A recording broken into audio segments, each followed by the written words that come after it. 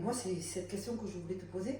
Comment tu as vécu, toi, cette première fois? Et le seul cas particulier où on a le droit d'inhumer deux personnes en même temps dans le même cercueil, c'est La seule chose qu'elle a dit, elle s'en souviendra toute sa vie.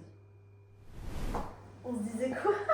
En fait, moi, toute la route, en fait, je me dis, ça fait déjà 2 jours, depuis que je sais que je dois venir te voir, enfin, passer le week-end avec toi. Je me dis, en fait, il y a des trucs. Est-ce que je vais pouvoir avoir le courage d'affronter la première défunte qui peut être partie d'un accident brutal, d'un crime, enfin, d'un homicide. Ouais. Et moi, c'est cette question que je voulais te poser. Comment tu as vécu, toi, cette première fois? Où j'ai vu un corps démembré, abîmé. Ouais, voilà. C'est choquant. Franchement, c'est choquant. Je pense que c'est humain de se remémorer les images, etc. Le soir, quand on rentre chez soi, c'est difficile de détacher le personnel du professionnel. Ouais. Souvent, il y en a qui disent non, c'est le travail. Une fois que je suis rentrée à la maison, moi, le travail, c'est bon, je le mets de côté. Ça, c'est difficile de faire la part des choses, en tout cas pour ma part. Mais ça reste choquant. En fait, on se dit, on est tellement rien ici-bas. Et c'est là qu'on se rend compte que notre corps, c'est juste une enveloppe corporelle qui va, entre guillemets, pourrir. C'est que éphémère, puisque notre âme, elle est éternelle. Mais notre corps, c'est qu'un dépôt qui va finir par pourrir et se décomposer, etc. Tu vois, c'est parce qu'il y a l'empathie quand même. Ouais. De cette manière, on n'est plus humble. On se dit, en fait, on n'est vraiment rien du tout sur cette terre. Et quelque part, ça fait de la peine parce que parfois, des fois, les corps sont tellement dans un état de décomposition avancée qu'on ne peut pas les montrer à la famille parce que ça serait trop choquant pour eux de voir cette dernière image de leurs proches. Et ça, j'ai entendu que c'était le médecin légiste qui décidait. En fait, moi, c'est arrivé personnellement à ma belle-sœur qui est décédée d'un tragique accident. Et en fait, le médecin légiste a refusé pour protéger, bien sûr, pour nous protéger mon beau-frère et son mari. Ils ont montré qu'une partie de son corps, donc je pense le poignet, ils l'ont reconnu à ça, je pense, à ses bracelets, à sa main. Mais la personne qui lui a fait sa toilette, la seule chose qu'elle a dit, elle s'en souviendra toute sa vie.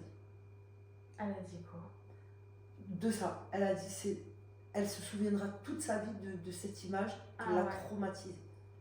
Mais est-ce que, du coup, ces personnes sont lavées comme une personne... Non.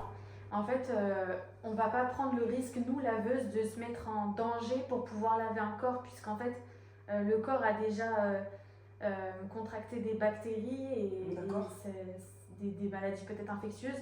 Donc nous, on ne va pas prendre le risque de nous se mettre en danger pour laver un défunt. D'accord. Donc on va faire tayammum. Déjà, on va bien s'équiper, gants, masques, surchaussures, tabliers, etc. Et on va faire tayammum. D'accord, c'est les ablutions sèches sur un défunt. Et puis en plus, l'état du corps va peut-être pas parfois nous permettre de pouvoir le faire avec de l'eau. Parce qu'il faut savoir que pendant un lavage mortuaire, on utilise quand même pas mal d'eau, parce qu'on fait un premier lavage au cidre, puis après à l'eau claire, au camphre, etc. Et en fait, on ne va pas prendre le risque qu'il y ait des dépôts de particules, de chair qui partent dans l'eau avec les égouts, en fait. C'est comme un fœtus, des fois, il est trop prématuré, il n'est pas assez bien formé pour pouvoir utiliser de l'eau parce que on va avoir peur de détériorer son petit corps, donc on va plutôt faire tayammum. Ok, d'accord. Et j'en ai 3 milliards de questions. Moi aussi, je vais avoir des questions pour toi. Elle fuse. Ah, la dernière fois que tu as un de tes lives, tu as parlé. Enfin, je crois il y a quelqu'un qui a posé une question par rapport à la femme qui accouche. Ouais. Donc, tu as dit que c'était comment tu as dit ça? Que c'était le seul droit qu'on avait d'enterrer la maman et son bébé en même temps. C'est ça. En fait, Dans la loi française, on a le droit d'être seulement une personne dans le cercueil. D'accord. Ça va de soi. Et le seul cas particulier où on a le droit d'inhumer 2 personnes en même temps dans le même cercueil, c'est dans le cas où, par exemple, soit c'est 2 bébés en même temps, par exemple 2 jumeaux qui sont D'accord. décédés en même temps, par exemple, à la naissance. Donc là, on peut mettre les 2 dans le même cercueil. Soit la maman est décédée à l'accouchement, le bébé aussi. Alors dans ce cas, ils seront tous les 2 dans le même cercueil. Donc dans ces cas-là, c'est la maman à sa toilette et son linceul, et Ouais. le bébé, si pareil aussi, si il est à Exactement. terme, un linceul avec la maman. C'est ça. D'accord. Subhanallah, comme tu vois en Subhanallah. Palestine, ils mettent. Il n'y a pas de cercueil dans tous les cas, mais ils mettent toujours le bébé avec la maman, sur la maman. Subhanallah. Incroyable. Ouais. Et ça, en fait, depuis, ça fait un moment que tu en as parlé dans ton dernier live. Oui, c'est vrai. Parce que tu en as pas refait là, parce que tu as eu beaucoup de travail. Mais ça m'a. Ça t'a marqué. Ouais. C'est beau et triste à la fois, en fait. C'est horrible.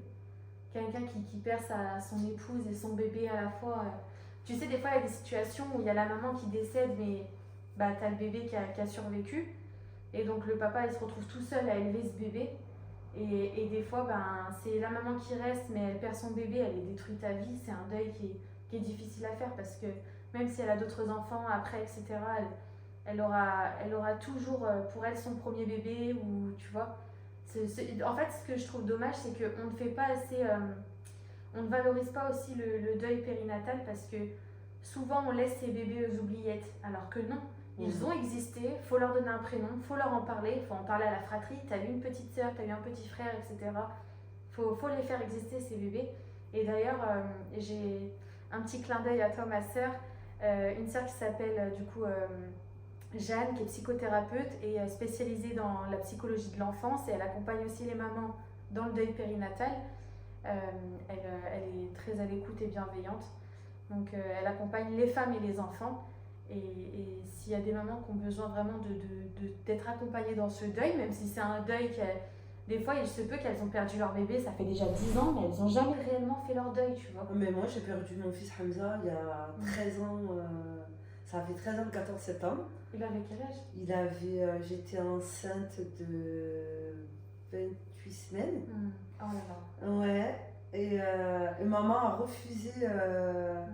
Donc j'ai accouché un vendredi. Je suis sortie de l'hôpital le lendemain matin. Je ne pouvais plus rester à l'hôpital. Ouais. Je ne pouvais plus. C'était plus possible. Surtout que quand tu accouches, souvent ce qu'on ne dit pas, c'est que les mamans, elles sont dans la maternité en fait. Oui, donc elles entendent les autres enfants pleurer et elles n'ont pas leur bébé. Exactement. Donc j'ai demandé à sortir dès le lendemain matin. Donc j'ai signé une décharge pour sortir. Je ne pouvais plus entendre des bébés pleurer, c'était pas possible. Mon bébé est né sans cri.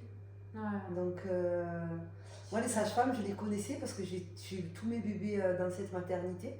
Et Cathy, je lui ai dit, je veux pas le voir. Tu ne te sentais pas? Non. Et puis, il y a eu un changement d'équipe entre la journée et entre 19 et 20h. Et Sandrine est arrivée et Hamza est né à 20h05. Et elle est venue me voir, elle m'a dit, c'est pas un monstre. Et au moment où elle m'a dit ça, elle l'a mis dans un petit linge et elle me l'a ramené. Et en fait, elle me l'a mis comme un petit chat en fait dans ton cou. Ouais, si tu fais du pot à pot. C'est exactement ça. Et du coup, on a eu du mal à se quitter après. Que je l'ai regardé, je regardais son petit nez, sa petite bouche. Tu l'observes. Je l'ai observé, je l'ai senti. Tu sais qu'il y a des photographes d'ailleurs, elles immortalisent ces moments.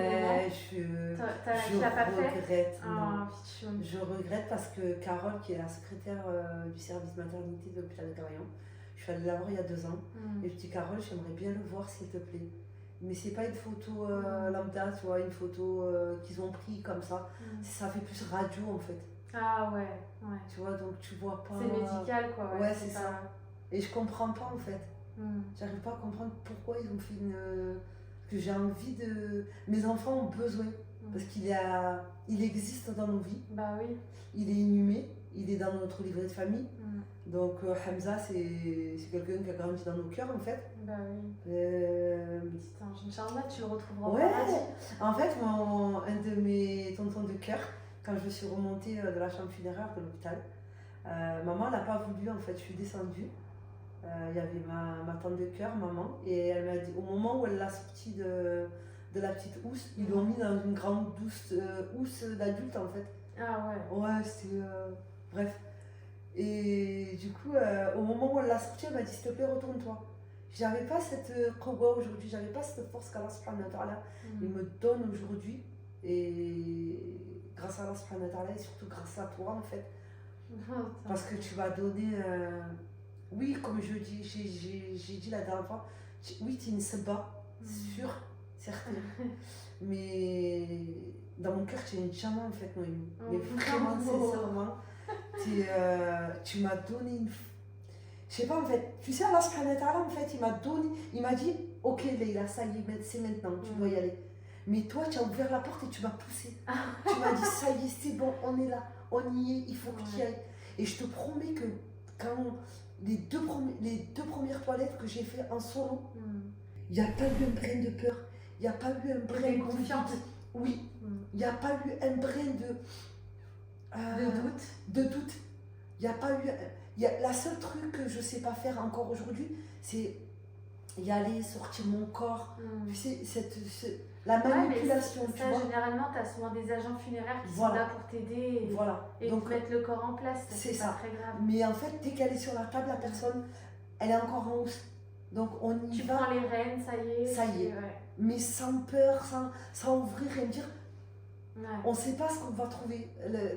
Les pompes funèbres qui nous appellent nous disent pas de quoi elle est décédée cette personne. Ouais. Tu vois. Et ça, d'ailleurs, c'est dommage parce que moi, je dis toujours à mes laveuses, parce que il faut savoir de quoi la personne est décédée et c'est important parce que si par exemple elle est décédée, je sais pas, d'une hémorragie, d'une hémorragie, on va se dire peut-être qu'elle va avoir des saignements. Si elle est décédée suite à un accouchement, d'une maladie ou d'un cancer.